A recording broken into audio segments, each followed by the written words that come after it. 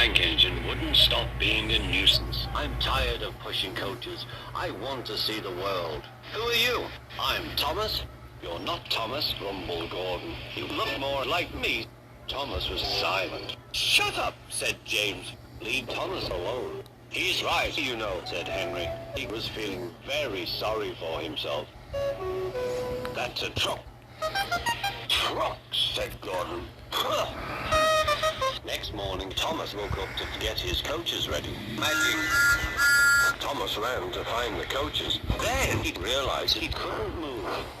Cinders and ashes, said Thomas. I'm stuck. You can't move, Thomas, spluttered Gordon, because you're a truck. Everyone was very cross at Gordon for being rude to Thomas. Edward came to the shed. Hello. He looked at the other engines and said, Where's Thomas? Where's Thomas? Where? Wait, said Edward. Is that Thomas? There was a long silence. You stupid shunt, said Edward. Suddenly, Thomas pulled out a gun. Fire! Snapped Thomas. What?